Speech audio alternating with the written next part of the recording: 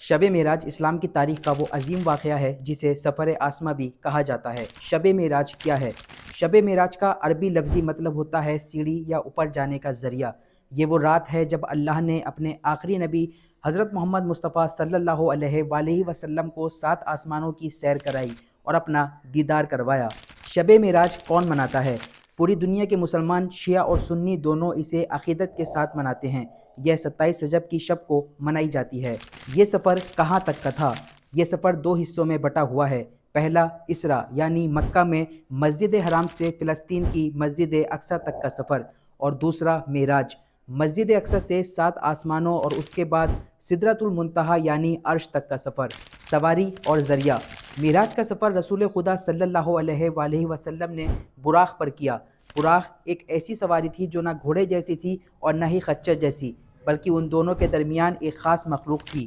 شیعہ روایتیں جیسے بہار الانوار کے مطابق براق کا قدم وہاں پڑتا تھا جہاں اس کی نظر پہنچتی تھی۔ اسی سواری پر نبی صلی اللہ علیہ وآلہ وسلم کو مسجد حرام سے مسجد اقصیٰ لے جایا گیا اور پھر وہاں سے آسمانوں کا سفر شروع ہوا۔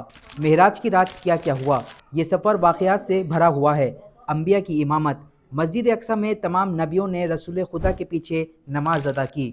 آسمانوں کی سیر: ہر آسمان پر نبی صلی اللہ علیہ وآلہ وسلم کی ملاقات الگ الگ انبیاء جیسے حضرت آدم، حضرت عیسیٰ، حضرت موسیٰ اور حضرت ابراہیم علیہ السلام سے ہوئی۔ جنت اور جہنم: نبی پاک کو جنت کی نعمتیں اور جہنم کے عذاب دکھائے گئے۔ سدرۃ المنتہی: یہ وہ مقام ہے جہاں فرشتوں کے سردار جبرائیل علیہ السلام بھی رک گئے اور کہا کہ اگر میں ایک قدم بھی آگے بڑھا تو میں جل جاؤں گا۔ اس کے آگے نبی صلی اللہ علیہ وآلہ وسلم تنہا اللہ کے قرب میں پہنچے۔ اس سفر کا تحفہ: اللہ نے اس سفر کے دوران امت کے لیے 50 نمازیں فرض کی تھیں، جو بعد میں اللہ کی رحمت اور نبی کی درخواست پر کم ہو کر 5 نمازیں رہ گئیں، لیکن اللہ کا وعدہ ہے کہ جو 5 پڑھے گا اسے 50 کا ہی ثواب ملے گا۔ یہ سفر مکمل طور پر جسمانی تھا اور عرش پر نبی نے اللہ کی گفتگو مولا علی علیہ السلام کے لہجے میں سنی تھی۔ آپ تمام مومنین کو شب معراج بہت بہت مبارک۔